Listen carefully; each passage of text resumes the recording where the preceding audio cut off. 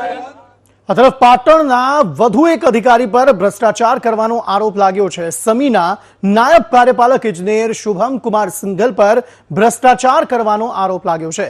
2% commission લીધા પછી જ નાયબ કાર્યપાલક ફાઇલમાં સહી કરતા હોવાનો આરોપ લગાવાયો છે। જિલ્લા પંચાયતના સભ્ય અને સરપંચોએ આરોપ લગાવ્યો છે। મીડિયાએ સવાલ કરતા શુભમ કુમાર સિંઘલે જવાબ આપવાનો ઇનકાર કર્યો હતો। મીડિયાના સવાલનો જવાબ આપવાના બદલે નાયબ કાર્યપાલક ઇજનેર કેમ્પસ છોડીને ભાગ્યા હતા।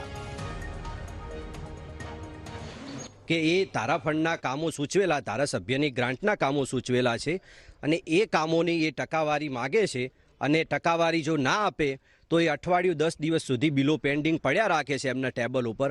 અગાઉ પણ આ 2-3 વાર એવું બનેલું કે જે કોન્ટ્રાક્ટરો કે સરપંચો બધા જે આવેલા અને એમની સાથે બિલો મૂકેલા ધારાફંડના, એટલે ધારાફંડના બિલો પેન્ડિંગ રાખ્યા અને બીજા બાકીના બિલોમાં સહી કરી દીધેલી છે। રજૂઆત અમારી એ હતી કે લોકોના વારંવાર ફોન આવતા હતા મારી ઉપર કે અડિયાથી પીલુવાળા રોડ હમણાં જે 2 મહિના પહેલાં બન્યો છે એમાં જોઈ શકાય કે બહુ ભ્રષ્ટાચાર થઈ ગયો છે।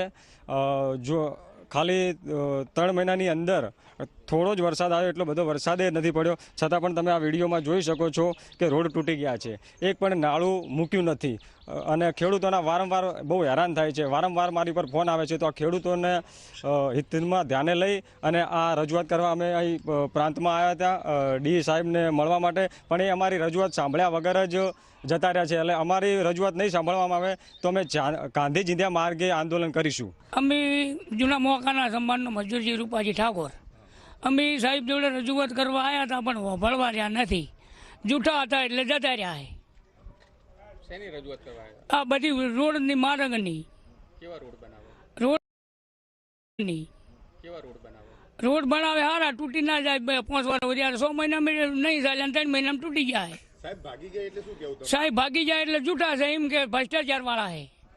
શું માંગ છે તમારી? અમારી માંગ છે આ સાહેબને બદલાવાની જરૂર છે। આ તરફ